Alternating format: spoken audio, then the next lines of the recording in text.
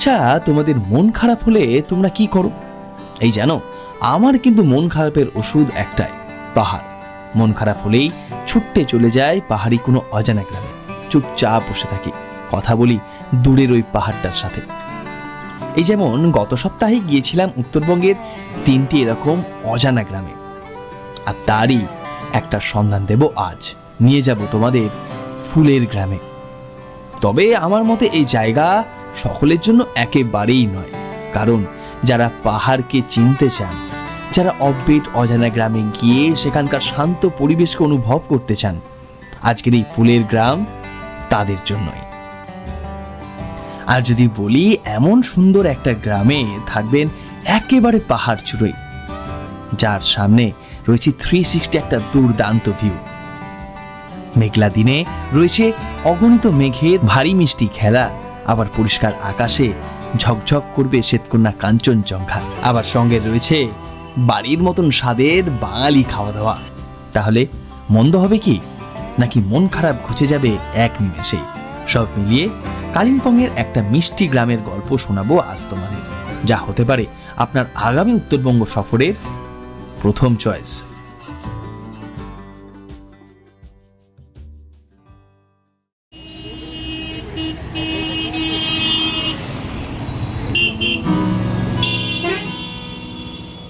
আর আমাদের এবারের উত্তরবঙ্গ সফর শুরু হচ্ছে না হাওড়া বা শিয়ালদা নয়, চিরাচরিত বিকালের ধর্মতলা থেকে। আজ 9 মার্চ 2026 শুরু হচ্ছে আমাদের আরও একটা উত্তরবঙ্গ সফর। তবে এখন উত্তরবঙ্গ যাওয়ার প্রচুর ক্রেজ, তাই ট্রেনের টিকিট পাইনি, তাই যথারীতি আজকে সন্ধ্যেবেলা আমি চলে এসেছি ধর্মতলায়। আর এই সময় ব্যস্ত ধর্মতলার রুটটা আলাদাই, যাবো শিলিগুড়ি, তাও বাসে করে। পিছনে আমাদের বাস এখনও আসেনি, আমি আর ক্যামেরা পিছনে রয়েছে সায়ন, দুজন মিলে আগামী 3টে দিন ঘুরে বেড়াবো উত্তরবঙ্গের কালিম্পংয়ের নানান সুন্দর অফবিট জায়গায়। তাহলে চলুন, এখন এই ব্যস্ত ধর্মতলায় অপেক্ষা শুরু আমাদের এনজিপি নয়, শিলিগুড়ি যাওয়ার। প্রতিদিন ধর্মতলা থেকে শিলিগুড়ি যাওয়ার জন্য আপনি পেয়ে যাবেন নানান কোম্পানির দুর্দান্ত সব লাক্সারি বাসেস।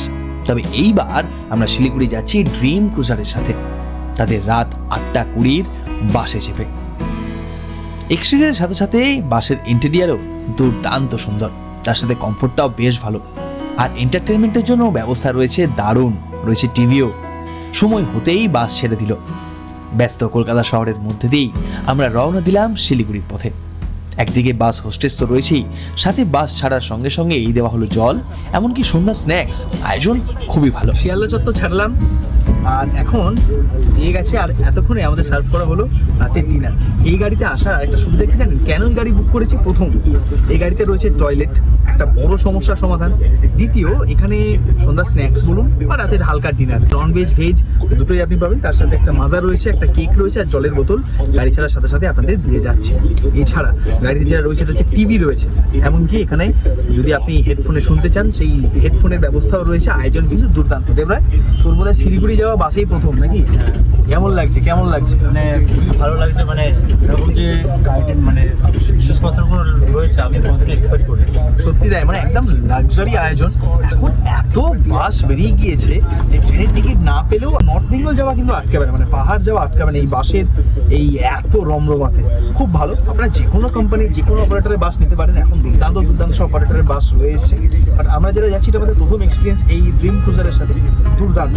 সন্ধ্যার কলকাতা শহরের যানজট কাটিয়ে বাস চলেছে আমাদের আপন গতিতে। একে একে উল্টোডাঙ্গা, বিরাটি, এয়ারপোর্ট, বারাসাত, মধ্যমগ্রাম পার করে আমরা ধরে ফেলেছি এখন হাইওয়ে, কারণ আমাদের প্রথম গন্তব্য কৃষ্ণনগর। NH-12 এর অবস্থা দেখলাম আগের থেকে এখন অনেক ভালো হয়েছে, তাই দুর্বার গতিতে ছুটে মাঝরাত 12টা নাগাদ আমরা এসে পৌঁছালাম কৃষ্ণনগরে। রাত এখন প্রায় বাজে 12টা, আমরা এসে থামলাম কৃষ্ণনগরে। এখানে ওই মিনিট 20-25-এর মতন বিরতি। আমরা এখন রাতের ডিনারটা হালকা করে সারবো, কারণ ওই খাবারটা খেয়ে অনেকটা সময় কেটে গিয়েছে। রাস্তাও দেখলাম বেশ ভালো হয়েছে আগের থেকে। এখানে শঙ্কর মিষ্টান্ন প্রতিষ্ঠানে আমরা দাঁড়িয়েছি রাতের খাবারের জন্য। এখানে প্রতিটি বাসই প্রায় দাঁড়িয়েছে, রায়পুর বলুন, আমাদের ড্রিম ক্রুজার বলুন, পৌলমি বলুন, ব্লু হোয়েল বলুন। মোটামুটি এরকম কোনো রেস্তোরাঁ ধাবাতে আপনাকে দাঁড় করাবে, রাতে ডিনারটা সারবেন, দিয়ে উঠে পড়বেন। কালকে সকাল হতেই আমরা নেমে যাব উত্তরবঙ্গে। আমাদের মতন বাকি যাত্রীরাও তখন ডিনার সারতেই ব্যস্ত। মেনুর আইটেমও কিন্তু কম নয়, ভেজ ননভেজ মিলে হরেক রকমের খাওয়া দাওয়া। অর্ডার করে দিলাম রুটি আর চিকেন ভর্তা।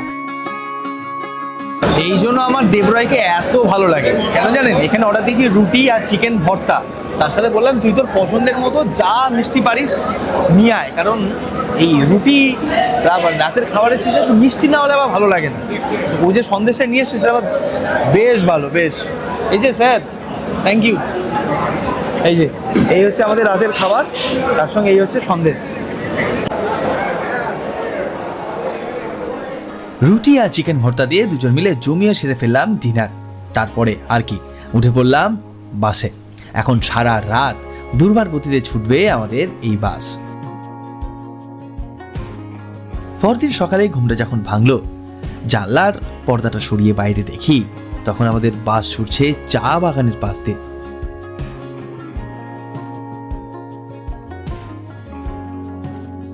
সুপ্রভাত শিলিগুড়ি। আসতে বেশ খানিকটা দেরি হলো, মানে আমাদের ঢোকার কথা ছিল সকাল 9:30, এখন প্রায় 10:30 বাজে আমরা এসে পৌঁছালাম শিলিগুড়িতে। আর আমাদের হাওড়ার মতন, মানে আমাদের কলকাতার মতন এখানেও দেখলাম আবহাওয়া বেশ গ্লুমি, মানে রোদ নেই, গরম রয়েছে, তার সাথে মেঘলা, মানে 2-1 দিনের মধ্যে বৃষ্টি হতে পারে আর কি। তো যাই হোক, আমরা পৌঁছালাম, পিছনে অপেক্ষা করছে আমাদের গাড়ি। দেবরায় এখন হেল্প করছে লাগেজগুলো তুলতে। আবার এখান থেকে এখন রওনা দেব কাফের গাঁও, মানে আমরা এখন যাচ্ছি অফবিট কালিম্পংয়ের একটা সুন্দর পরিচিত গ্রাম। অফবিট হলেও এখন সেটা অনেকটা পরিচিত আপনাদের কাছে, কাফের গাঁও। সেই কাফের গাঁওয়ে আমাদের এবারে নর্থ বেঙ্গলের ভ্রমণের প্রথম গন্তব্যস্থল। তো সেখানেই যাব, আগামী একটা দিন আমরা ওখানেই থাকবো। চলুন উঠে পড়ি। চোখ মুখের অবস্থা দেখেই বুঝতে পারছিলাম এতক্ষণ ঘুমাচ্ছিলাম বাসে। এবার উঠে পড়ি গাড়িতে, রওনা দিই কাফের গাঁওয়ের জন্য। তো আপনারা যে বাসগুলো সিলেক্ট করবেন তখন দেখবেন যে বাসগুলো একটু তাড়াতাড়ি পৌঁছায়, মানে 7:30, 7টা, 8টার মধ্যে, সেই বাসগুলো সিলেক্ট করার ট্রাই করবেন। কারণ বেশি লেট হয়ে গেলে আপনার পৌঁছাতেও অনেকটা লেট হবে। তারপরে বেশি লেট হয়ে গেলে জ্যাম হয়, সেই জ্যামের জন্য আরও বেশি বাস ঢুকতে লেট করে। তেনজিং নরগে বাস স্ট্যান্ডের এখানেই আপনি বাস আপনাকে নামাবে। এখান থেকে আপনি শেয়ার গাড়ি পাবেন, আপনার পরবর্তী জায়গায় যখন যাবেন সেখানকার গাড়ি আপনি ওখানেই আসতে বলতে পারেন। চলুন উঠে পড়ি, আমাদের গাড়ি রেডি, ব্যাগপত্র উঠে গিয়েছে, আমরা এই গাড়ি করে এখন রওনা দেব কাফের গাঁও। বাস দেরি করলেও আমাদের কিন্তু মন এখন আনন্দে ভরপুর, কারণ আর একটু পরেই উঠছি পাহাড়ে, যাচ্ছি কালিম্পংয়ের বিখ্যাত কাফের গাঁওতে। আর এই রাস্তাটা আমাদের সকল পাহাড়প্রেমী বাঙালির কাছেই বেশ পরিচিত। আমাদের প্রথমবার পাহাড় দেখার সূচনাটা তো এই রাস্তা ধরেই, তাই না? আর একটু পথ এগিয়েই ধরে ফেললাম সেবক রোড, মানে পাহাড়ি রাস্তার শুরু এখান থেকেই। আর একটু এগোতেই বাম দিকে সেবক কালীবাড়ি। তবে এইবার আমাদের ডান দিকে মন নেওয়ার পালা। এই সেই বিখ্যাত করোনেশন ব্রিজ, নিচে বহমান তিস্তার সুন্দর চিত্র দেখতে দেখতেই এগিয়ে চলছে কাফের গাঁওয়ের উদ্দেশ্যে। চারিদিকে এখন বসন্তের ডাক, তাই গাছপালাগুলো একেবারে কচি সবুজের মতন। এই পথটা বড়ই সুন্দর। আর দাঁড়ালামও জলখাবারের জন্য এমন একটা জায়গায় যে দোকানের পিছনেই রয়েছে দিগন্ত বিস্তৃত চা বাগান। আর চা বাগান আর দোকানের মাঝখান দিয়ে চলে গেছে রেল লাইন। একদম চা বাগানের পাশেই দোকান, আবার চা বাগান আর দোকানটার মাঝখান দিয়ে চলে যাচ্ছে এটা রেল লাইন। অনেকক্ষণ ধরে ওয়েট করছিলাম যখন থেকে এসেছি যে একটা ট্রেন আসুক। আমার দারুণ লাগে, বিশ্বাস করুন। চা বাগানের পাশ দিয়ে ট্রেন চলে যাচ্ছে, দূরে দেখা যাচ্ছে হালকা হালকা পাহাড়ের ছোঁয়া, দারুণ। মানে ট্রেনের, লোকাল ট্রেন হোক, এক্সপ্রেস ট্রেন হোক, যাই ট্রেন হোক, ট্রেন তো ওখানটায় মোমো খেতে খেতে চা বাগানে যে ভিউটা পাচ্ছিলাম, ওখানে দূরে দেখছি কিছুজন কাজ করছেন। উত্তরবঙ্গ আসা মানে এই অঞ্চলে আমরা এখন চা বাগানের মাঝখান দিয়েই যাবো আগে। কি সুন্দর লাগছে দেখুন, একদম শান্ত, এবং বসন্ত তো, কচি কচি পাতা বেরিয়েছে সব গাছগুলোতে। পুরনো শীতের সময়ে সব পুরনো পাতাগুলো ঝরে গিয়েছে, আবার নতুন পাতা এসেছে।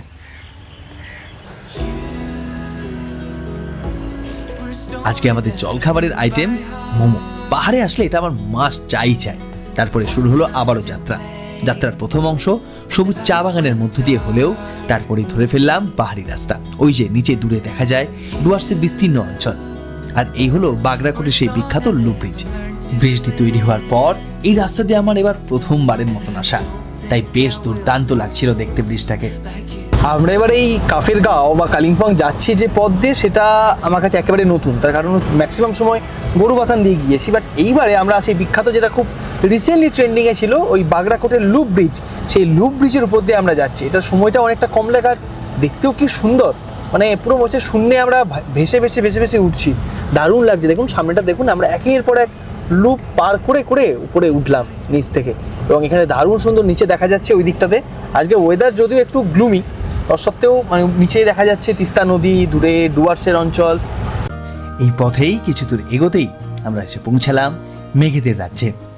এই জায়গা সারা বছরই এরকম মেঘেদের মধ্যেই লুকিয়ে থাকে। রয়েছে সারি সারি আকাশ ছোঁয়া পাইনের বন। এই জায়গার নাম লোলেগাঁও।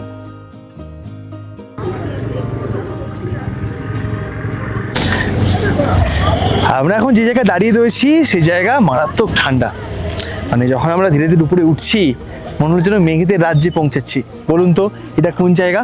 এটা হচ্ছে কালিম্পংয়ের লোলেগাঁও।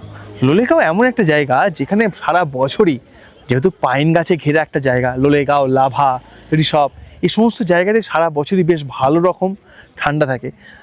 এখনও বেশ ভালো ঠান্ডা। মানে আমরা যেখানে যাচ্ছি কাফের, সেই কাফের গাঁয়ের থেকেও বেশি ঠান্ডা এই লোলেগাঁওতে। আর লোলেগাঁওতে এলেই প্রথমে যেটা সব থেকে আগে পর্যটকরা যান, একটা হচ্ছে ক্যানোপি।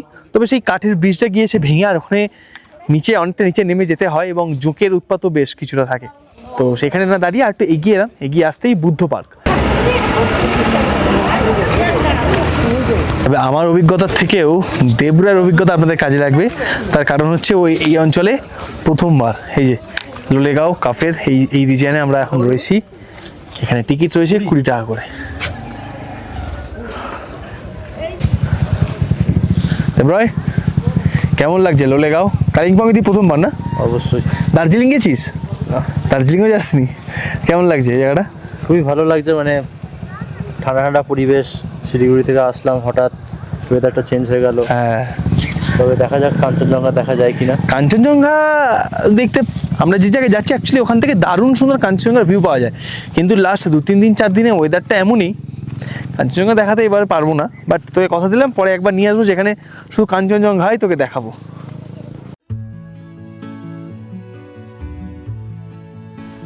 লোলেগাঁওয়ের একেবারে মাঝখানে মধ্যমণি রূপে রয়েছে পাইন গাছে ঘেরা এই ছোট্ট সুন্দর বুদ্ধ পার্ক। আবহাওয়ার কারণে এই জায়গা বরাবরই সারা বছরই স্যাঁতস্যাঁতে। বুদ্ধ পার্কের মধ্যেখানে রয়েছে সুন্দর একটি বুদ্ধের মূর্তি। এমনকি গোটা পার্কে রয়েছে সুন্দর সুন্দর সব রঙিন ফুল। সবকিছু মিলিয়ে লোলেগাঁও ঘুরতে এলে এই জায়গা বড়ই ভালো লাগবে আপনাদের। আর এই বুদ্ধ পার্কের সামনে থেকেই বাঁদিকে সোজা একটা রাস্তা নেমে যাচ্ছে নিচে গ্রামের দিকে। এই পথে আমাদের পৌঁছে দেবে আমাদের গন্তব্য কাফের গাঁওতে। এই পথটাও বেশ রোমাঞ্চকর, পাইন গাছের মধ্য দিয়ে। কিলোমিটার খানেক আসার পরেই এসে পৌঁছালাম পাহাড়ি একটা ছোট্ট গ্রামে, নাম কাফের গাঁও। চারিদিকে পাইনের গাছ, মেঘ, সব মিলিয়ে দুর্দান্ত পরিবেশ। আর এই কাফের গাঁওতেই দেউরালিতে আমাদের এবারে থাকার আস্তানা। একেবারে পাহাড়ের চূড়োয়, চারিদিক খোলা পরিবেশ, তার মাঝে আমাদের ছোট্ট সুন্দর হোমস্টে। মেঘলা দিনে হোমস্টের বাইরে থেকে পরিবেশ যতটা সুন্দর থাকে, পরিষ্কার আকাশে আবার এখান থেকেই দূরে দেখা যায় চকচকে শ্বেতকন্যা কাঞ্চনজঙ্ঘাকে। আমরা যখন কাল বাড়ি থেকে বেরিয়েছিলাম সন্ধে বাজে 7টা, সারা রাত বাস জার্নি করে আর সকালে 10:30 নাগাদ পৌঁছেছি শিলিগুড়ি। সেখান থেকে 3 ঘন্টা যাত্রা সম্পূর্ণ করে এসে পৌঁছালাম আমাদের গন্তব্য কাফের গাঁও। পিছনে এই যে সুন্দর একেবারে হোমস্টে, আমরা থাকবো এখানে আজকে রাতটা, আর পুরো গ্রামটা আমাদের সুন্দর করে ঘুরিয়ে দেখাবো। এটাকে হোমস্টে না বলে পাহাড় চূড়ে বাড়ি বলাই ভালো। রয়েছে এই হোমস্টেতে মাত্র 2টি রুম, তাতে কি পুরো হোমস্টেটায় মন দিয়ে সাজানো। রয়েছে রঙিন ফুল, রয়েছে 2টি বড় বড় রুম। এই হোমস্টেতে রয়েছে টোটাল 2টো রুম, ছোট্ট হোমস্টে কিন্তু খুব সাজানো গোছানো, এবং 2টো রুমেই রয়েছে বড় বড় 2টো বেড। মানে এক একটা রুমে 4 জন থেকে 5 জন, মানে পুরো ফ্যামিলি একটা রুমে থাকতে পারেন এমন ব্যবস্থা রয়েছে। আরও একটা জিনিস, পুরো রুমটা ধরুন কাঠের তৈরি তো বটেই, প্লাস এখানে ধরুন আপনার ইলেকট্রিক কেটলি, জল, কিডস অ্যাসেস, টিকিট, এগুলো সব তো রয়েছেই। বাট এখানে যে জানলাগুলো রয়েছে সেগুলো অসম্ভব সুন্দর। আজকে তো ধরুন মেঘলা আবহাওয়া, সেই মেঘলা আবহাওয়ায় দূরে কাঞ্চনজঙ্ঘা দেখতে পাচ্ছি না, তবে এই যে বিছানা, এই বিছানার পাশে রয়েছে বড় একখানা জানলা। এই জানলা যদি আপনি খোলেন বা নাও খোলেন তা তো আপনি বাইরে দেখতে পাবেন কাঞ্চনজঙ্ঘা।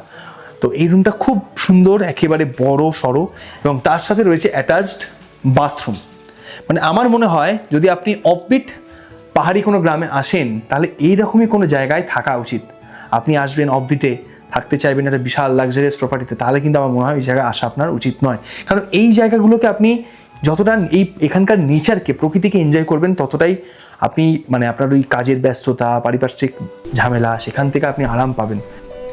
মেঘেদের ভিড়ে কালিম্পংয়ের এই ছোট্ট গ্রামটিতে রয়েছে এক অসম্ভব শান্তি, যা আপনি অনুভব করবেন হোমস্টের প্রতিটি কোণায় দাঁড়িয়ে। এমনকি হোমস্টের বাইরে এসে দাঁড়ালে আপনি কেবল শুনতে পাবেন চারিদিকে বিভিন্ন রকম পাখিদের কিচিরমিচির শব্দ আর দূরের মনেশ্রী থেকে ভেসে আসা মাঝে মাঝে ঘন্টার ধ্বনি। স্নান টান করে একেবারে ফ্রেশ, যে ঘুমটা বাকি ছিল সেই ঘুমটাও স্নানের সাথে চলে গিয়েছে, কারণ এখন হচ্ছে লাঞ্চ টাইম। লাঞ্চেও আয়োজন দুর্দান্ত, ভাত, গরম গরম ডাল, বাঁধাকপি রয়েছে, তার সঙ্গে রয়েছে ডিম, এগ কারি, তার সঙ্গে রয়েছে একটা মাছের আইটেম, সালাড রয়েছে, পাঁপড় ভাজা রয়েছে। যে লাঞ্চ দেখছেন এটা কিন্তু আমাদের প্যাকেজের মধ্যে। কীরকম, এখানে নর্থ বেঙ্গলে এটা ম্যাক্সিমাম হোমস্টেতেই তাই, এখানে মানে স্টে প্লাস আপনার লাঞ্চ, স্ন্যাক্স, রাতের ডিনার এবং পরদিনের ব্রেকফাস্ট, এই চারটে থাকা এবং খাওয়া মিলে পার হেড পার ডে 1500 টাকা করে। তার মধ্যে এই খাবার দাবার ইনক্লুডিং রয়েছে। আর পারছি না, বসি, মানে এত সুন্দর, মানে এই জায়গাটাও বেশ সুন্দর। মানে কি, এই যে যেখানে আমরা খেতে বসেছি এখান থেকে সোজা এদিকে পুরো কাফের গাঁওটা, মানে গ্রামটা দূরে, ওইখানে মনেস্ট্রি রয়েছে, সমস্ত কিছু দেখা যাচ্ছে। এবং এই জায়গাটা যেটা সব থেকে বেশি এনজয় করছি আমি এসে থেকে, এখানকার নিস্তব্ধতা। এত নিস্তব্ধ, কিন্তু তার মধ্যেও এত সুরেলা চারিদিকটা। কখনো হাওয়া দিচ্ছে, হাওয়ার সাথে না গাছের যে পাতা, বাঁশ পাতা রয়েছে এখানে, সেই পাতার যে আওয়াজ সেইটা, প্লাস অনবরত বিভিন্ন পাখিদের ডাক দূর থেকে ভেসে আসছে। মেঘ আছে আকাশে, হালকা ঠান্ডা রয়েছে, সব মিলে দারুণ জমজমাট। মানে এইটাকে একটা আনন্দ রয়েছে, এই নেচারটাকে আনন্দ মানে উপভোগ করার মতন। যাক, আপাতত বেশি না কথা বলে খেতে বসি, গরম গরম খাবার ঠান্ডা হয়ে যাবে নালে। লাঞ্চের পর একটুখানি বিশ্রাম। এখানে আসার আগে শুনেছিলাম এখান থেকে নাকি দারুণ সুন্দর দেখা যায় কাঞ্চনজঙ্ঘা। তার তো কোনো উপায় নেই এবার, তবে আরও একটা জিনিসও নাকি দুর্দান্ত, পরন্তু বিকালে সূর্যাস্ত। আকাশ পরিষ্কার হতেই দূরে লাল কুসুমের মতন জলজল করছে আজকের সূর্য, জানান দিচ্ছে আজকের দিন প্রায় শেষ। এদিকে পশ্চিম আকাশে হচ্ছে দারুণ সুন্দর সূর্যাস্ত। শুনছিলাম যে এখানে নাকি দুটো জিনিস সব থেকে ভালো, এক কাঞ্চনজঙ্ঘার ভিউ, দুই বিকালের সূর্যাস্ত। তো কাঞ্চনজঙ্ঘা তো পেলাম না, আশা করি কালকে হয়তো পেলেও পেতে পারি, সম্ভাবনা খুবই ক্ষীণ, তাও আশা সবসময় আমি রাখি। আর একটা দারুণ জিনিস পেলাম, সেটা হচ্ছে সূর্যাস্ত। মানে এই হোমস্টেটা, দ্য থার্ড পিক, নাম হচ্ছে third peak and the horizon Kafer Gaon. এই থার্ড পিক অ্যান্ড হরাইজন কাফের গাঁয়ের লোকেশনটা এতটা সুন্দর, একদম একটা পাহাড়ের উপরে, এবং সামনেটা তো কিছু নেই, চারদিকটা একেবারে খোলামেলা, এই জন্য চারদিকে ভিউটা খুব সুন্দর পাওয়া যায়। কাফের গাঁয়ের মধ্যে ছোট্ট সুন্দর এই জায়গা দেওরালিতে বাস করেন প্রায় 40 থেকে 50টি পরিবার। প্রধান জীবিকা কৃষিকাজ। দেখুন, বিকাল হতেই বাড়ির বাচ্চারা কি সুন্দর হাসি মুখে খেলতে ব্যস্ত গ্রামের রাস্তায়। এই দেখেছেন, কথা বলতে বলতে ভুলেই গিয়েছি, জানেন এই কাফের গাঁও কথাটির একটা দারুণ মানে রয়েছে। গাঁও মানে গ্রাম, আর কাফের মানে ফুল, অর্থাৎ কাফের গাঁও শব্দের অর্থ ফুলের গ্রাম। এখানে প্রতিটি জায়গায়, প্রতিটি বাড়িতে দেখতে পাবেন দারুণ রঙিন সব ফুল। আবার এককালে এই অঞ্চলে কাফের নামের একটি লিলির প্রজাতি খুব দেখা যেত, যেটি প্রধানত আফ্রিকান একটি লিলি। আর সেই কাফের থেকে কাফের পরবর্তীকালে এই গ্রামের নাম হয়ে যায় কাফের গাঁও। দেবরয়, কেমন লাগছে জায়গাটা? খুবই ভালো। মানে জায়গাটা সকলের জন্য কিন্তু নয়। মানে তুমি যদি শান্তি খুঁজছো, নেচারকে খুঁজছো, দেন তুমি এখানে আসতে পারো। এই যে পাখির আওয়াজ, এই যে হাওয়া, গাছের আওয়াজ, এগুলো কিন্তু সবার জন্য নয়। একদমই তাই। মানে আমিও তাই দেখছিলাম যে আপনি যদি এই এক্সপেকটেশন নিয়ে এখানে আসেন যে এখানে প্রচুর সাইট সিন করবো, হ্যাঁ সাইট সিনের জন্য রয়েছে, লোলেগাঁও রয়েছে, নকদারা রয়েছে, ডাবলিং ভিউ পয়েন্ট রয়েছে, সেগুলো রয়েছে। তবে এখানে যেটা রয়েছে সেটা হচ্ছে অফুরন্ত শান্তি। আমরা যে হাঁটছি, কেবল আমরাই হাঁটছি, আর কেউ নেই, কিন্তু এই যে একটা ভাব এবং এত ঠান্ডা একটা হাওয়া, এগুলোই মনটাকে মানে আরাম দিচ্ছে। এইটা যারা খুঁজছো পাহাড়ে এসে যে কালিম্পংয়ে আসবো, 2 দিন থাকবো, একটা আরামদায়ক পাহাড়ি একটা ছোট্ট সুন্দর অফবিট গ্রামে থাকবো, যেখানে ডিস্টার্ব করার কেউ নেই, এরম জায়গা এটা একটা খুব সুন্দর। অন্ধকার নামতেই ফিরে এলাম আমাদের হোমস্টেতে। এতক্ষণে দেখি আমাদের এই ছোট্ট সুন্দর হোমস্টে সেজে উঠেছে রঙিন সব মায়াবী আলোয়। সময় কাটানোর জন্য দেখি রয়েছে গল্পের বই, আবার উনো।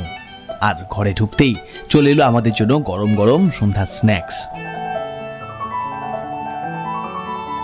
সন্ধ্যে থেকে আমি এডিট করছিলাম শানগড়ের ভিডিও হিমাচলের, আর দেবরায় অফিস করছিল এখানে। এখানে কিন্তু ওয়াইফাই রয়েছে, হ্যাঁ, তাছাড়া জিও এয়ারটেলের নেটওয়ার্কও বেশ ভালোই, খারাপ না, বাট মাঝে মাঝে মানে ভিডিও কল করতে গেলে আটকে যাচ্ছে আর কি। ওয়াও, বাইরে বেশ ভালো ঠান্ডা রয়েছে তো দেবরায়, হ্যাঁ। আর চারদিকটা দেখ কতটা নিশ্চুপ, একদম শান্ত। ওয়াও, মানে কোনো আওয়াজ নেই, শুধু আমাদেরই গলার আওয়াজটা আমরা পাচ্ছি আর কি, যে চুপ করে যায়, কোনো আওয়াজ নেই। সন্ধ্যাবেলা সব আলোগুলো জ্বালিয়ে দিয়েছিল, কি সুন্দর দেখতে লাগছে দেখুন আমাদের হোমস্টেটাকে, ছোট্ট সুন্দর, খুব সুন্দর। এখানে সামনে একটা ওই চোরতেনের মতন রয়েছে, আর দূরে ওই পাহাড়গুলোতে আমি আপনাদের এই লাইটগুলো নিভলে রাত্রিবেলা, আরও রাত্রে আপনাদের দেখানোর চেষ্টা করবো, পাহাড়গুলোতে না আলো জ্বলছে, দূরের শহরগুলোতে। মানে বাইরে ভালো ঠান্ডা রয়েছে, ওই 15-16 ডিগ্রি মতন তাপমাত্রা হবে। চলুন, এই যে ওয়াইফাই রয়েছে, তাতে আপনারা কি অফিস টফিসও করতে পারেন, যেমন দেবরায় করছিল, আর এমনি নেটওয়ার্কও ঠিকঠাকই আছে। আর এইটা হচ্ছে আমাদের খাওয়ার জায়গা। আর প্রতিটা হোমস্টের মতন এখানেও, পেম্বা इसका नाम क्या है? बुलू, बुलू, और आपका नाम पेम्बा है ना? पेम्बा कौन से क्लास में है आप? क्लास 5। क्लास 5 में? हाँ, इतना बड़ा हो गया आप। आपका स्कूल का नाम क्या है? Stephen's academy. स्टीफेंस एकेडमी, नीचे जो स्कूल है ना, वो ओ ऊपर वाला, ठीक ठीक। আর হচ্ছে বুলু। চলো পুলু, চলো খেতে চলো পুলু। ওহো, আমার বাড়িতে একটা আছে মিঠি। ঠান্ডায় রুটি আর সঙ্গে আলু ভাজা, ডাল, আর এটা কি দেশি চিকেন বা দেশি চিকেন কষা। আপনারা রাইস ছেলে রাইসও পেতে পারেন, তবে আমরা রুটিই খাচ্ছি, কারণ ঠান্ডার মধ্যে রুটিটাই বেশ ভালো লাগে। আর তারপরে রুটির সাইজগুলো একবার দেখা দেবো একবার, এই রুগু মানে 4-5 টাকা মিনিমাম হয়েই যাবে। তার থেকে বেশি। আর দেবরায়ের জন্য, দেবরায় তো বাঙাল, তো দেবরায়ের জন্য একটা মিষ্টি মিষ্টি জিনিস আমি অর্ডার করেছি, মানে এখানে বলেছি দাদাকে যে এই মিষ্টি জিনিসটা দেবরায় খাবে। এটা হচ্ছে দেবরায়, এটাকে বলে সুইট লঙ্কা। এটাই মেমিকে খেয়েছি। হ্যাঁ, একটা নে প্লিজ, তুই বেশি না, তুই একটা নিলেই হবে, তুই একটা টেস্ট তো কর না কি, ঠিক আছে কি দাদা, তুই বাঙাল নামে সার্থকতা করতে থাকলো তো। হ্যাঁ, এটাকে কি বলে জানিস?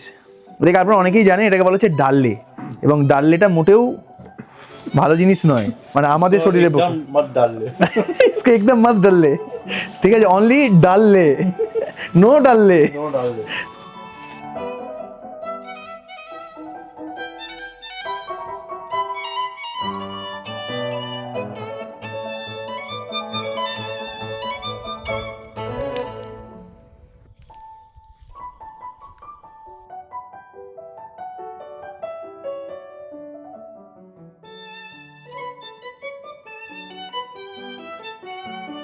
গুড মর্নিং, সুপ্রভাত ফ্রম কাফের গাঁও। এখানে গতকাল যখন রাত্রিবেলা শুলাম, তখন বেশ রাত্রে ঠান্ডা ছিল, মানে বেশ ভালো রকম ঠান্ডা। প্রতিটাই আমাদের যে ঘরের কাঁচগুলো, সেগুলো সকালে উঠে দেখলাম পুরো একদম সেই মানে হিম পড়ে ঠান্ডা, একদম জড়সড় অবস্থা কাঁচগুলোর। কিন্তু সকালে উঠে বাইরে যখন বেরোলাম, তখন আবারও মনটা খারাপ, বুঝতে পারছেন নিশ্চয়ই। কারণ এই যে জায়গাটা দেখছেন, ঠিক এই জায়গা দিয়ে এদিকে পরিষ্কার আকাশ থাকে, মেঘ থাকে না, কুয়াশা ধোঁয়াশা থাকে না, সেদিন এখান দিয়ে জল জল করে শ্বেত শুভ্র কাঞ্চনজঙ্ঘা রেঞ্জ। আর ঠিক ওই দিকটাতে দেখা যায় সিনিওলচু। মানে এত সুন্দর একটা জায়গা, স্পেশালি এই যে জায়গাটা যেখানে আমি এখন দাঁড়িয়ে রয়েছি, সেখানটা এসে বসতে কাল রাতেও বেশ ভালো লাগছিল, কারণ ওই দিকটা পুরো দেখা যাচ্ছিল কালিম্পং শহর, এগুলো সব লাইটগুলো, বিভিন্ন গ্রাম শহরের লাইটগুলো রাত্রিবেলা। আর দিনের বেলাতেও বেশ ভালো লাগে যখন এখান থেকে দূরে কাঞ্চনজঙ্ঘা দেখা যায়, সিনিওলচু দেখা যায়, তখনও দুর্দান্ত দেখতে লাগে। বেশ ভালো একটা সময় আপনি এখানে আপনার পরিবার প্রিয়জন বা বন্ধু বান্ধবের সঙ্গে কাটাতে পারেন। আরামসে বসুন, কোনো তাড়াহুড়ো নেই, এই গ্রামটার মধ্যে কোনো তাড়াহুড়ো নেই, যেটা সব থেকে বড় কথা। সবাই সবারই মতন নিজের নিজের কাজগুলো করছে, নিজের একটা সময় রয়েছে, সেই সময় বেঁধে করছে। ব্যাস এইভাবেই শেষ হলো আমাদের একদিনের ছোট্ট সফর কালিম্পংয়ের সুন্দর গ্রাম কাফের গাঁওতে। সেদিন সকালে জলখাবারের পর্ব মিটিয়েই রওনা দিয়েছিলাম তারপর আমি আর সায়ন আমাদের উত্তরবঙ্গের পরবর্তী গন্তব্যে। কোথায় যাচ্ছি তা জানতে গেলে চোখ রাখতে হবে আমাদের উত্তরবঙ্গ সফরের দ্বিতীয় পর্বের। আর হ্যাঁ, এই ভিডিওটি ভালো লেগে থাকলে আর নতুন কোনো জায়গা সন্ধান পেয়ে থাকলে অতি অবশ্যই ভিডিওটিকে একটি লাইক করে চ্যানেল নতুন সাবস্ক্রাইব করে অবশ্যই পাশে থাকবেন।